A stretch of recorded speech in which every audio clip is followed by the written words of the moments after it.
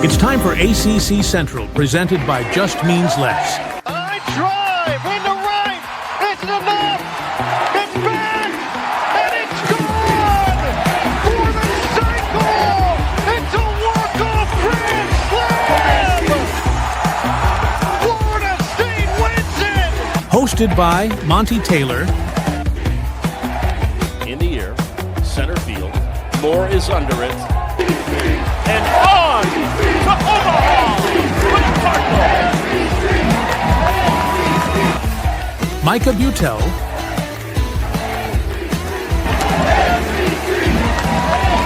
Fly ball driven into left field. Spin. Does he do it? He does. A walk-off homer by Ken Smith. And Nick Dioli. Gets it down. Here comes Mac. He is safe. And Boston College wins. Fastball off the plate for 2 balls, 2 strikes. Monty just got landed on. There are 2 pigeons roosting right above me, and my can of Pepsi Smacked into right field and a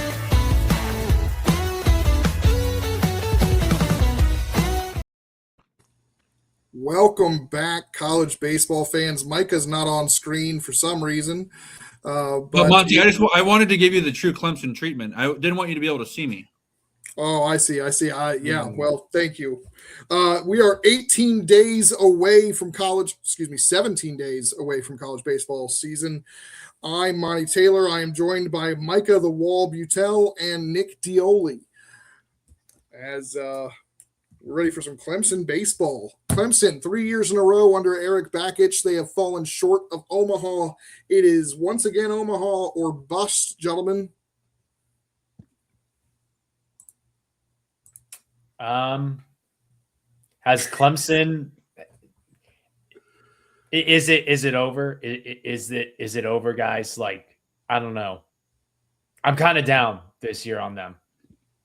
It's also the first time in his coaching career at Clemson that he will not have Cam Canarella. Micah, talk to me about the Clemson Tigers and their performance last season. They finished third in their home regional after losing to West Virginia and Kentucky. They finished fifth in the ACC and ran out of gas after making a tournament championship run. North Carolina obviously beat the pants off them for the championship. What are your thoughts here? I mean, obviously, the end of the season's a disappointment. How it ended for them. I think last year was even more of a disappointment than 2024. I mean, that Florida team was a wagon that took them down in the Super Regionals in 2024. Where last year it kind of felt like, I mean, obviously that West Virginia team was good, but let's just call it what it is. That should have been something that Clemson should have handled. Having seen plenty of West Virginia in 2025 with my Big 12 side of things I was doing, but no, I mean, I think. At the end of the day, I actually disagree with Nick, so this will be a fun podcast. I'm a lot higher on Clemson than Nick is, for sure, at the bare minimum. I think this team, I don't want to spoil too much, but let's just say my early Omaha 8 might have some purple and orange in it. Would be interesting. Let's pull up who's gone.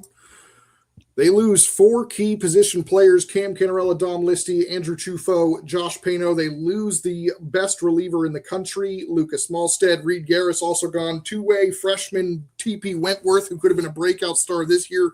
He's off to Oklahoma State and Big 12 land with Micah. Tristan Becerra, who lost his job last year in the outfield, he's at Ole Miss. BJ Bailey, I believe, is out of D1 eligibility. That's why he's gone. And Ethan Darden also joining Micah in Texas.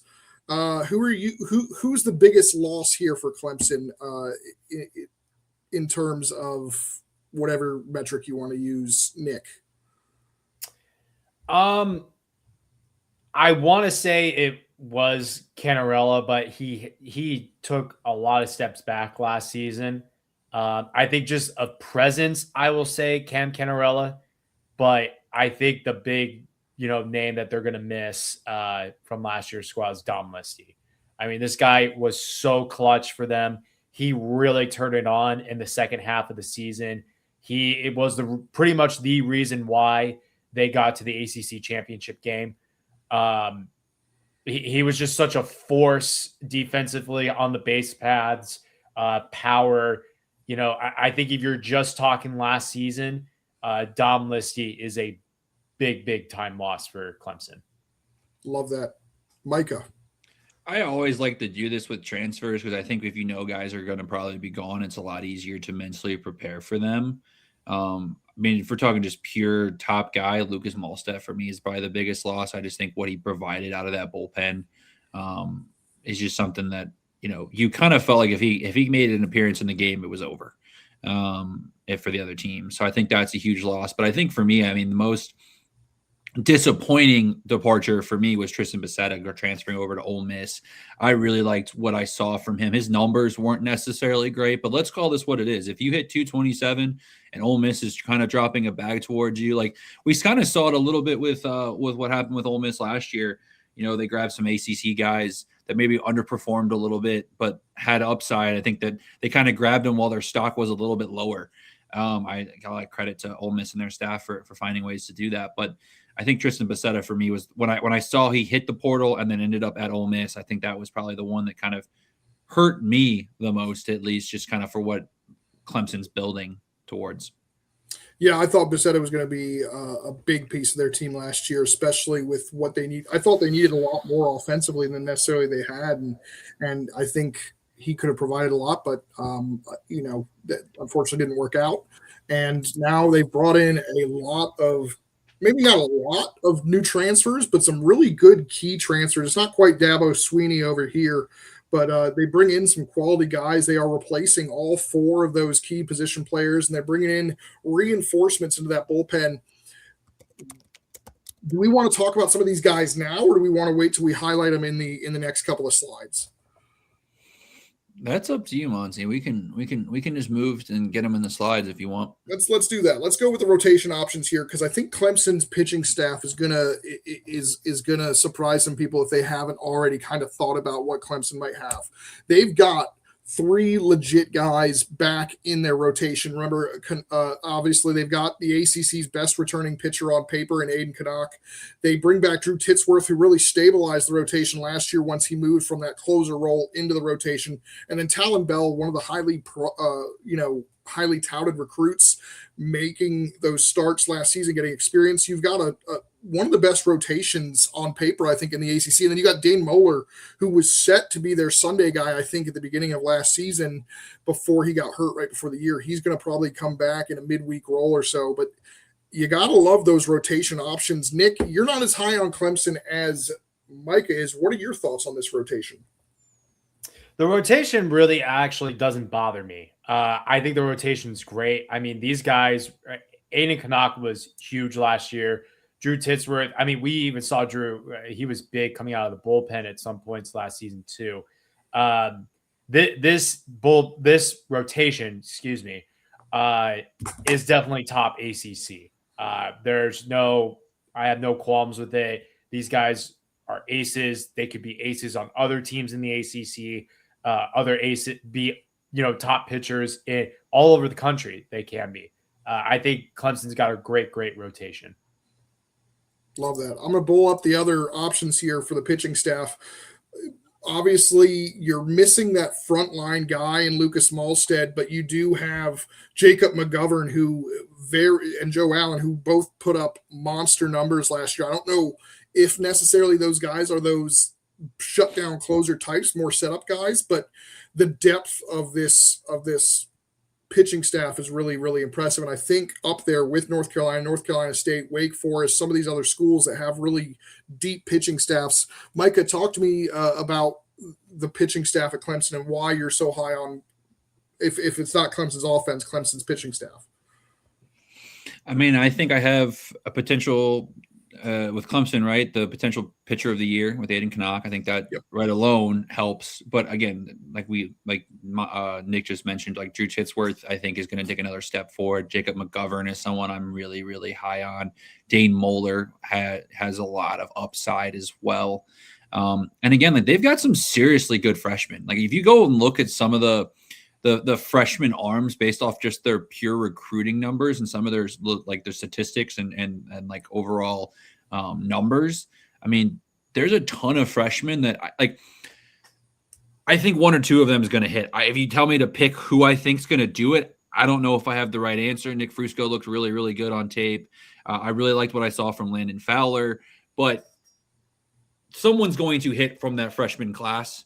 I think when you look at Clemson having guys we know and also having a lot of potential upside in that freshman class just based off of the recruiting rankings, I mean, I think they had a top 10 pitching class in all of college baseball from a freshman standpoint. So, they kind of giving me a little bit of that North Carolina vibes from last year with a lot of young arms that we didn't really know necessarily who for sure they were going to be, but especially down the stretch when UNC needed it most, guys stepped up. I think you're going to see that with Clemson this year. I love that. And again, you've got somebody like Dane Moeller who he's not going to start the season necessarily right away, but will be slowly transitioning in. He's somebody down the stretch that'll be really important. Brendan Bennett's another guy, sophomore. You've got some guys that have high upside potential, but haven't necessarily been able to put it together, and Noah Samal and Justin Lagarnick. Those are two guys that could have like the stuff to be really good guys, but don't necessarily have the command if they somehow put it together. But I really like the Tennessee transfer, Michael Sharman, and they get Luke Kissenberth, from the Citadel. He was supposed to be on the team last year, got hurt, missed the whole year. That's another guy that's back. I'm really excited about this Clemson pitching staff. Yeah, I did some digging too a little bit, Monty. Again, going back to my wonderful D2 roots, the Catawba transfer, Hayden Simerson. He was someone that was talked about. Again, obviously Catawba is a former conference rival of mine.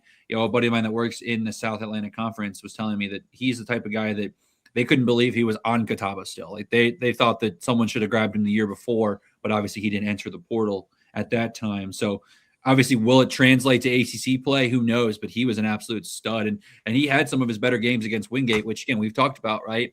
That's a program that's put a lot of really good guys out into the ACC after a year or two playing there. So I think that's something to kind of keep an eye on too. And again, he's pitched in some high leverage situations at the Division II level. So coming into a situation where maybe Clemson needs a key out or two or a key pop up start, like he could potentially do that. So I think that's something to really keep an eye on. And he doesn't walk a lot of guys, which I think is huge when you, especially you're grabbing guys from that level. It means they're going to at least pound the zone. Now, will their stuff hit? We'll find out, but make the other team hit you, right? Don't make the mistakes yourself. Yeah, absolutely. I mean, you bring up a great point when we talked about maybe not having that frontline closer. He could be that guy. You mentioned the lack of walks. He only had 19. He almost had as many saves last year as walks. He had 17 saves last year for Catawba, 19 walks, 73 strikeouts in 64 innings. He could be that guy at the back end of the bullpen. Definitely an underrated transfer arm into this. Obviously, all the attention is going to be on Michael Sharman as kind of that transfer arm, but Hayden Simerson definitely a good one to look at under the radar. Great insight there from Micah, our Division II expert. Only if it's Division II in the southeastern region. There you go. All right, let's take a look at the position group where I think they had decent players, but I think that's where they kind of got let down last year, is they just didn't put up enough offense. And let's take a look at the catchers in the infield. They do get Jacob Jarrell back, which is a bit of a surprise to me. I thought he was good enough to be drafted, but they get him back. He is a 3-year team captain. He was a captain as a sophomore. He led the team in home runs last year with 15. He's going to be back at catcher. Luke Gaffney and Colin Priest will be back in that first base discussion. Gaffney, I think, is somebody who should bounce back. He didn't have a great year. We expect a lot more power from him, and I think he's probably hopefully fixed that. And if that's true, that adds an entirely new dimension to Clemson. And then Jaron Purify, Tyler Lichtenberger, which was he the Sun Belt Freshman of the Year or Sun Belt Player of the Year? I think he was Freshman of the Year. I think it was Freshman of the Year. Yeah, he was Freshman of the Year. Yep, he's sliding in there at short, and then Tristan McClatty and their top freshman guys who could get some at bats: Jason Fultz, and then two-way guy Dylan Harrison. Nick, since Micah last spoke at length on the pitching side, I'm going to let you start with who you want to highlight here on the infield. I mean, so I guess it's why I'm kind of down on Clemson. And when I say I'm down on Clemson, I said highlight. What's that? I said highlight, not low light. I know. No, go ahead. And when I say I'm down on them, I'm not saying they're not going to make the tournament. I'm not saying that. I just think the expectations of Omaha, like we've had the last 3 or 4 years, have kind of dwindled a bit, just in my opinion. And I think they're going to need a lot of power throughout this infield, because what they bring back is a lot besides Lichtenberger. They're all guys that they had. But I'll highlight Luke Gaffney. I mean, I think there's going to be some power there. I think power is the key for this Clemson offense and for this Clemson lineup, because they do lose a lot of it. And the guys that they return did not have a lot of power. So I'll highlight Gaffney just because he's been there. He's a junior. He's playing first base. So we'll see. But he seems like right now the guy that you really want to rely on to like build some power around the lineup. Micah, who do you want to highlight? I mean, Luke Gaffney's a great choice because I think Luke Gaffney underperformed in 2025. Absolutely. What I saw from him at Purdue in 2024, I mean, I don't know if you remember the preview show we did last year, but I'm pretty sure I did my due diligence to say how good he is. I think for me, I mean, Tyler Lichtenberger is just, I mean, he's unreal. Like as someone that really enjoys mid-major baseball and has had a very fortunate time watching a lot of App State time from when I was at ETSU, like what he did in a conference like the Sun Belt last year really like should have been talked about more nationally. And I'll wear that like as someone that wanted to be more of a national spokeshead for college baseball, especially at the mid-major level. I didn't do a good job of hyping him up, and he's a stud. And I think what he provides for Clemson is something that they've kind of been needing too, because he's like Nick's mentioned it, right? They've been a team with a lot of pop. I'm not saying you don't want to rely on the home run, but we've talked about this over and over again. In postseason, home run balls don't matter as much as they do in the regular season because of the fact that like you get better arms. You face obviously in Omaha, right? The ball doesn't fly the same way it does at some of these other ballparks across the country. So I think again, his ability to get on base, he did have a little bit of a high strikeout rate considering kind of his numbers, but again, he's somebody that also too was fantastic defensively. Something that I think Clemson really could use, just kind of having a more, I could be completely misspeaking on this, Monty, but if I'm not mistaken, Clemson did have a little bit of an error issue last year. I could be wrong, but for some odd reason, I remember some defensive miscues, at least when I saw them in person early in the year.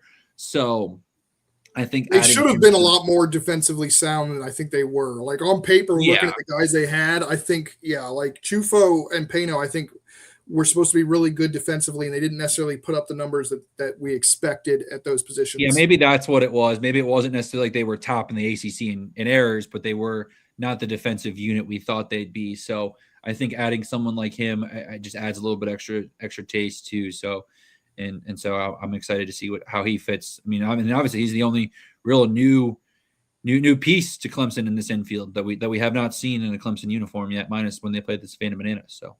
Yeah, absolutely. Jaron Purify is a guy I'm highlighting. He hit nearly 300, had a breakout year last year. He started a lot as a freshman, but didn't do a whole ton. He stole 29 bases, which, this side of Louisville is very, very impressive in the ACC. Tristan McClatty, he could play right field. Jason Foltz is a freshman who I think could push for playing time, but I'm really excited to see how this shakes out. But Nick mentioned the power that Clemson didn't have last year. It was really Jacob Jarrell and Colin Priest, the only two guys coming back that had more than or I think last year, the only two guys that had more than 7 home runs at all, not just returners, but at all. And now they've gone out and they've gotten 2 outfielders in Nate Savoy and Ty Daly, who combined for 39 home runs last season. And they've got a really good center fielder in Bryce Clavin, who actually, I think ultimately these 3 guys are pushing Jack Crichton, who has played a lot in his career, onto the bench to be the 10th guy. I'm really excited to see how this outfield goes out, but it could be the best outfield in the conference with the way this side of Louisville, with the way that they've kind of set up there. Ty Daly is on my fantasy team, college baseball fantasy team. He is an absolute stud. He's on my Vibes team. He hit 20 doubles, 19 home runs. He has a little bit of a high strikeout rate, but this is somebody who's bringing a lot of power. In the Savannah Bananas game, he got to he batted with a lit bat and hit a home run. The bat was on fire and he hit a home run. So I'm just saying. Micah, who you want to highlight? I mean, I'll keep mine short because I was going to go on talking about Ty Daly too. I mean, again, I saw him. I think we all were. He's I saw him with Tony Mercer. I mean, just what he brings to the table. I mean, I remember when he was. I got to vote on the all tournament teams in my years when I was running the SoCon tournament, and he was someone that I was very high on. I think the year was 2023, the year that he was all tournament there for the SoCon. I mean, he's an absolute stud. I remember Mercer and ETSU had plenty of times where when they played, he was a key contributor into being the thorn in the side for ETSU. So, for me, again, I like what he brings to the table. I did enjoy looking at Bryce Clavin's tape. Obviously, he didn't have a ton of at bats at his time at Georgia, but going back and he was a top 100 recruit in all of college baseball, if I'm not mistaken. I know he was very highly touted. So seeing him kind of in that ranking, I think also too, wasn't he recruited for football potentially? So I know he's a very athletic kid at the bare minimum. So kind of seeing him on tape looks good, but obviously there's not a ton of Georgia or Division I experience for him. But I think he's someone that we kind of talked about it when we did our previews. With when we talked to Cal, right? Some of these guys that come in maybe were highly touted but didn't have a good freshman year, didn't play much their freshman year, can come on the scene. So I think for me, if I want to circle someone besides Ty Daly, I'm excited to see what Bryce Clavin can bring. And that's Micah Butel, keeping it short, everybody. Nick. That was only a minute. That was short for me. Well, I mean, you guys took both of mine, but Well, I'll quickly piggyback off of Micah because I did want to talk about Bryce because he fills in a big role. I mean, Cam Canarella owned center field for 3 years for Clemson. If he can just replace any kind of power that Cam had, and we know Cam struggled his last year at Clemson, this outfield has major upside. I mean, you talk about Ty Daly and Bryce. That could be huge if Bryce kind of gets comfortable with the program and can fill those shoes of Canarella.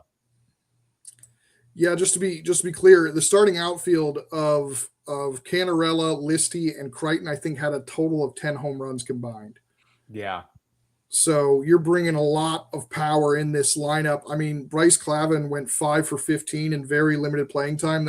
That's pretty impressive considering you're not getting consistent playing time. And he had 3 extra base hits in those 15 at bats. So that's pretty impressive. I'm really excited about him. But yeah, Nate Savoy, who could, potentially back up in the catcher role as well. 300, 14 doubles, 20 home runs, 61 RBIs. Again, another high strikeout rate, low walk rate, but another guy who adds much needed power to this Clemson team. I think they went out and addressed those power needs, and I think this could be a better lineup, a much better lineup than it was last season.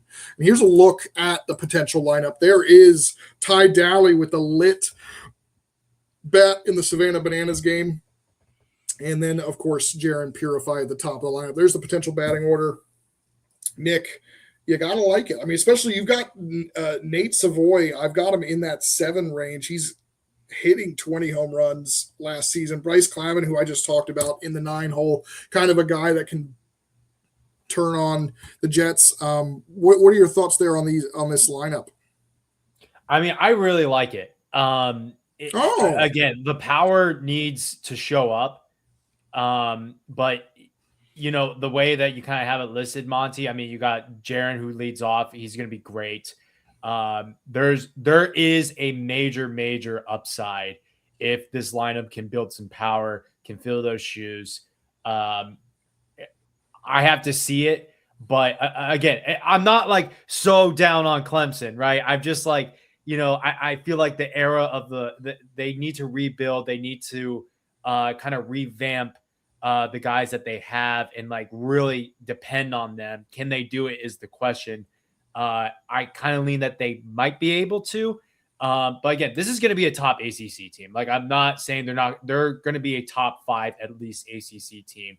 But we'll see. I do like what they're going to show out though. All right, I just want to be clear. You just said they're going to be a top 5 ACC team. They finished 5th last year, so you're not down on them at all. Well, I mean, I keep putting them in Omaha and they never go. So okay. I don't know how many more years I've done it for like 3 years. I put them in Omaha and they haven't done it. So we'll see. I mean, can top 5 in the ACC get you there? I don't know. They might have gone to Omaha last year if they hadn't put me in front of a wall. Micah, talk to me about talk to me about this Clemson lineup and what your thoughts are. I mean, obviously you've come out of the hot out of the gate. There we go. Micah back with the wall again. Micah, give me your take here. You said you didn't want to give any spoilers, but you did kind of give a spoiler earlier. Come back, Micah, and talk to me about this Clemson team, this Clemson lineup. I mean, this lineup is based off early research, top 3 in the ACC, in my opinion. I don't think there's a single weak link in this lineup. I really don't. Like, I look at what they have, and again, like, Monty, you have an entire freshman class not listed on this graphic that has a lot of upside. Like, maybe I'm buying way too much into that freshman class that Eric Bakich has brought in, but like, I think there's some serious pieces on the bench that we don't even know truly exist yet. Talking to some people in the Clemson circles, they are very, very high with what that freshman class can be this season, especially as they progress. So, again, I think you've got guys. Maybe Luke Gaffney is what Luke Gaffney was last year. I don't think that's the case. I think Luke Gaffney is going to be closer to Purdue 2024 version Luke Gaffney than 2025. I think you're going to see a better Jaron Purified. I think you're going to see a better Tristan McClatty. Like, I think you're going to see a better, like, all these guys taking another step forward. Again, I think Ty Daly is ready to compete at the ACC level night in and night out. I think Colin Priest is a solid piece to have as a designated hitter. I just think that this is a lineup that I think every single one of these individuals can produce when needed and needed to step up. And I think there's not many teams in this conference that can say they have 9 guys in the lineup that they trust to be able to step up and truly make the big AB or have a big game when maybe someone else is not having as much of a successful night or weekend. So yeah, you brought up a great point. Tristan McClatty didn't have the best season last year, but there were several weekends where he took over weekends. Yeah. I think you've got a team filled with those types of dudes this year. And I think in the end of the day, like, that's what you need if you want to go on a run. You can't afford to get cold. I mean, it sucks. They got cold last year in that regional. Yeah. So as long as they avoid that, like, I mean, let's be real. Last year's Clemson team, I think if they get out of that regional, guys, I think we saw them in Omaha. Like, I think they're going to get past and on to the next level. Yeah, I know that's who did West Virginia play again? LSU. LSU. Yeah, I think Clemson takes down LSU.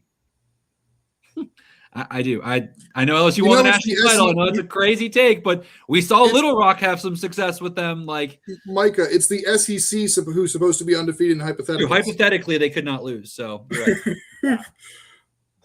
All right, moving on to the schedule here. We have an interesting little twist on the schedule. They will play Wake Forest in Charlotte as a non-conference game on their way out west. I think that's a bold strategy. To play a midweek as you head out to face Stanford, but they will play in Charlotte, presumably right before they fly out. So Wake Forest and Clemson getting some nice RPI points for playing a non-conference game. They are not the only ACC teams doing that, by the way, but they got a lot of neutral sites to play in Georgia Southern, Michigan State on a neutral site. They've got Coastal twice as usual, pretty tough. High RPI non-conference, and then of course they've got the conference schedule ending. The highlight there, Florida State, second to last weekend of the year for me, but also at Notre Dame in March. That is a big one for the Irish and Clemson. Georgia Tech and at Notre Dame versus Miami. That's a pretty rough 3-week stretch to start play. I'm going to start with Nick here. Nick, talk to me about the series or game that jumps off the page for you, big fella. It's interesting that there's no Georgia this year for midweeks. So I kind of find that interesting. They usually play Georgia every year, and this year they're not. So that was the first thing that stuck out to my head, that there's no Georgia. They play Santa Clara after they play Stanford. So they're out west for 4 days, Monty. I mean, they're going to take advantage of that. So yeah, they'll play Santa Clara. That could be really good RPI stuff right there. And then they turn around and they've got North Carolina right away at home. Right. Yeah. So some interesting things to point out there, but I think it's the Florida State series. If these two teams, we'll preview Florida State later on, but if Clemson and Florida State are going to be, the top two teams when it comes into the ACC tournament, that series is going to be huge. We all remember what happened last season. Last season, that series was absolutely wild. So I think that's the series I'm really looking forward to towards the end. Probably the top contenders in the conference. We'll see how it goes. But if it does, that's huge. Love that. Micah? I want to first, before I highlight my weekend, I just want to say how much I love this schedule. I think this is one of the best design schedules that I've seen looking at across the country. You open the season with Army, a normal NCAA tournament top team in the Patriot League. Like, you're challenging yourself, but you're not going to a tournament in Texas and dealing with a bunch of other Power 4 teams that, like, yeah, you get a nice litmus test, but like sometimes you do need to ease yourself a little bit into the season. I think this is a good chance for some freshmen to face some good teams as well. So you got Army. You've got Charlotte, who was a fringe tournament team last year. You've got Bryant, who makes their tournament pretty consistently. Then you've got South Carolina on a weekend. Then you've got your first ACC weekend pretty soon after, right? Like, I really like the way this schedule is designed, which is perfect for me to lead into. They get us started in ACC play on Thursday night, March 12th, when the Georgia Tech Yellow Jackets come to town. Two teams that I think, spoiler alert, very likely to be in Omaha. I like both these teams a lot. This is how you're going to start your conference slate too. That is a fireworks show to get us started in ACC baseball play. So for me, it's got to be that Georgia Tech Clemson series, especially with it starting on a Thursday night. And those guys are rivals. They don't like each other. That series last year was fantastic. Did it go to extra innings? I think it did. And Clemson won in extra innings in the third game after, I think Drew Burris tied the game. Yeah, with a that was a home back run. and forth, absolute bonkers series in general in Atlanta, but especially the game 3 was, I remember that was one of those, like, what is like pandemonium, the absolute cinema memes. Absolutely. It is definitely one to circle for the early season. And like you said, it kicks us off. That I may be there for that series. I think that's one I need to go to, provided I don't get put in front of a wall, which I should be safe, but I don't want to jinx it. But yeah, thank you, Micah. That is a fantastic highlight there. And thanks for taking me down memory lane of that series, because that was a lot of fun early on in the season. I think it was the second or third weekend of ACC. I think it was the third weekend of ACC play last year. It was a lot of fun. Let's talk expectations. Micah, you've already kicked it off. Let's go ahead and give me something I can clip here for the Clemson fans. Give me a nice little rant about Clemson and your expectations. They're going to Omaha. I think Clemson's going to Omaha. This is a year where nobody nationally, right? Last year they were the hot, like, this is an Omaha team. This is an Omaha team. Like Nick said, he's so tired of saying this is an Omaha team. I don't blame them. I'm kind of tired. Like, last year's the first year I finally hopped on the Omaha train for them. So, like, I get it. Like, it is frustrating that they've, let's just call it what it is, had the talent to get there, but haven't found a way to do it yet.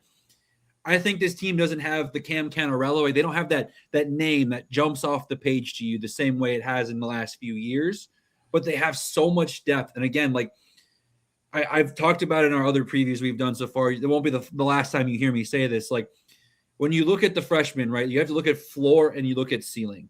I think the floor for Clemson, with what we know they have coming back, like, I knock on wood, I don't want to jinx you, Clemson. I don't see a world where you miss the NCAA tournament. So if that is your floor, then that means that your ceiling, with what you have at that freshman class, a top 15 overall national class, and some good portal pieces you've added, as well as obviously some returning pieces who we both think, all of us seem to think, have underperformed a little bit in their time at Clemson. That just seems like a recipe to get you to Omaha, considering they hosted a regional last year. They hosted a regional and super regional 2 years ago. Like, this is a program that, like, yeah, they haven't had the postseason success yet, but it's not like this program has been underperforming in the regular season. They're still a top 25 team every single year. So I think this is going to be another step forward.